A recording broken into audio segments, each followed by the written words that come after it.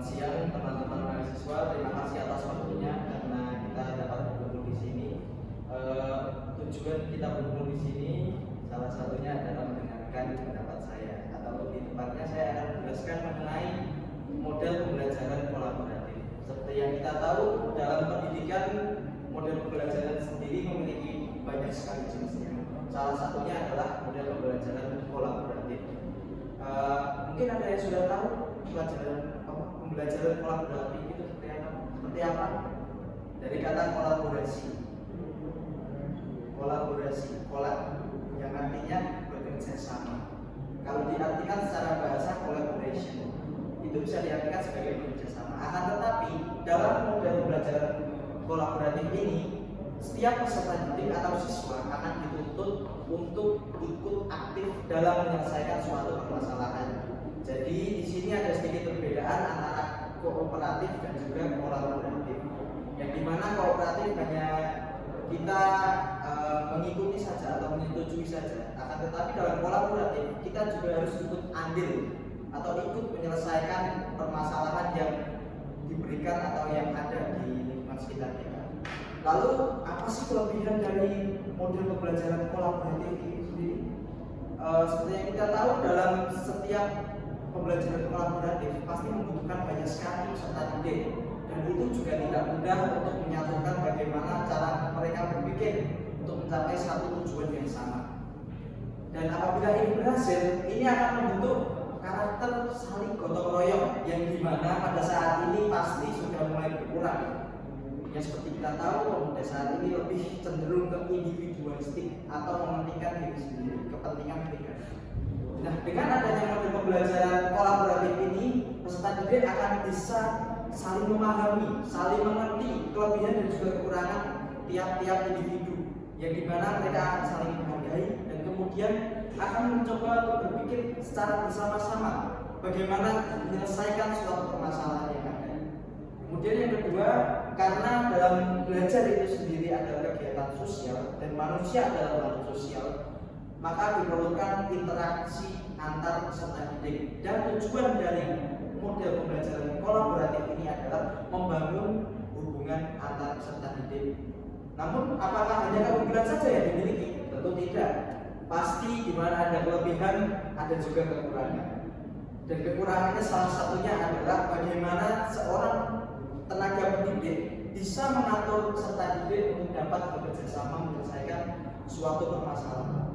Karena seperti yang kita tahu, setiap manusia itu memiliki latar belakang yang berbeda, dan apabila disatukan pasti butuh sebuah proses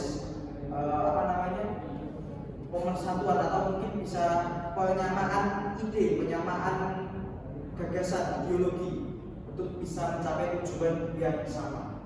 Karena tanpa itu ya sama juga bohong nantinya. Kemudian kekurangannya yaitu lebih banyak waktu yang diperlukan untuk melaksanakan kegiatan ini. Seperti yang kita tahu, tidak mungkin kan kita berdiskusi, mengutarakan pendapat, bermusyawarah hanya membutuhkan waktu 5 menit selesai. Kan itu tidak mungkin. Pasti membutuhkan waktu lebih dari 1 minggu, 2 minggu, 1 bulan. Sehingga pengawasan guru juga penting di sini. Pengawasan guru atau tenaga pendidik jadi penting karena kita sebagai tenaga pendidik akan tahu sejauh mana progres yang dicapai oleh peserta didik dalam menyelesaikan suatu permasalahan yang diberikan atau yang ditemukan sebagai pembelajaran.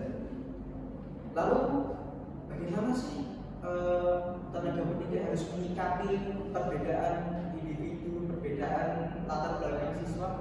Kita sebagai tenaga pendidik harus menjadi seorang yang seperti dikatakanlah mediator, penengah. Jadi ketika setiap peserta didik mengalami masalah yang berupa perselisihan antar anggota kelompok, kita dapat menyelesaikannya dengan memberikan ulasan, memberikan masukan, memberikan evaluasi, sehingga mereka dapat melakukan perbaikan dan menyelesaikan persoalan yang diberikan atau permasalahan yang ada di sekitar mereka sebagai suatu pembelajaran dalam kelas. Demikian yang dapat saya sampaikan. Mungkin dari teman-teman ada yang ingin bertanya? Saya jika melihat dari sudut pandang kita sebagai